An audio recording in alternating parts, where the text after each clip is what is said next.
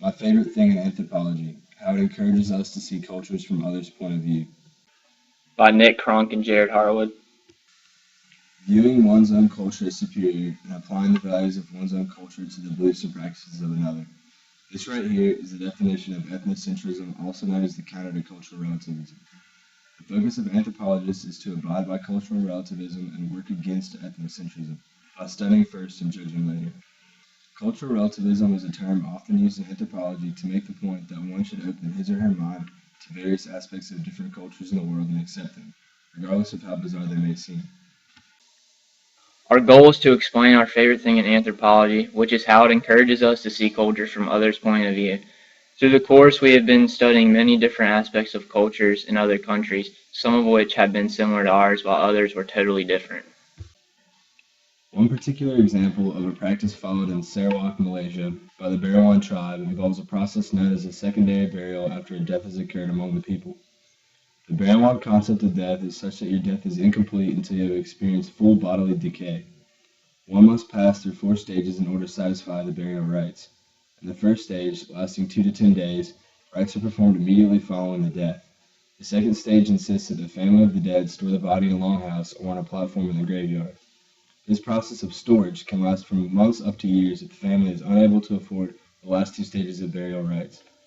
During the third stage, if the corpse was stored in the graveyard, the family retrieves the body and brings it to the longhouse, where guests are invited from all over and entertained by the family. A special vessel is used to collect secretions from the dead corpse, in which the family and guests will sometimes mix them with rice and consume the mixture in order to show respect and to honor the dead. Although these burial rites seem absolutely vulgar and sickening to our stomachs as Americans, this is the Barawan way of honoring the dead and giving them respect to the afflicted spirit. In America, we honor the dead by holding a funeral service where the body is placed into a coffin and friends and family gather around to a prayer service or speech of some sort pertaining to that person. The coffin is then buried underground where a tombstone is placed with the name, birthday, and quotes or descriptions of their life. While we view this as the normal way to rid the dead and properly bury them, our ideas are far-fetched to the Barawan and other cultures that do not practice the same rituals, just as their ideas are far-fetched to us. Now that we are able to understand and grasp the idea of how practices of others may be completely different from ours, we need to be able to take a look at other cultures and compare their beliefs to ours without judging.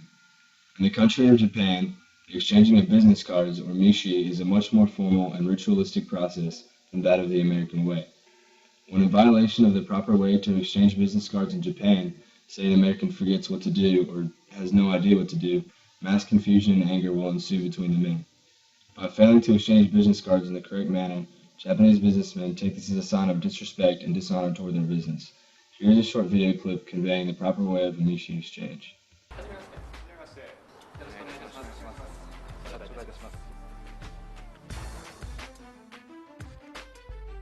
We find this the case because in America there is no realistic way of introducing and trading business cards.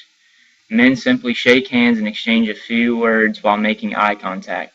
This is yet another example of how we view other culture from our perspective, and we should in fact accept it as their means of introduction to each other.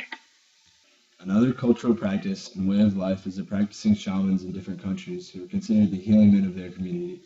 Shamans' main motivation are to rid people of Kelet, the evil wandering spirits that are deemed to cause illness. The shaman healer will do varying, what we would call odd, rituals in order to compel the spirit world to do certain things. Here's a video showing the cleansing ceremony in an Amazonian community of a young boy flooded by evil spirits.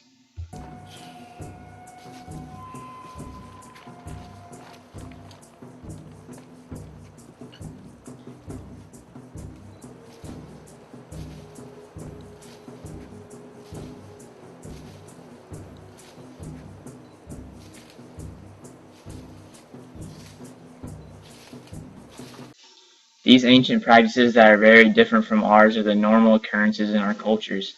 In our country, physicians who utilize modern biomedicine and technology to find the cure for illness most likely seem strange to shamans in their culture as they do to us.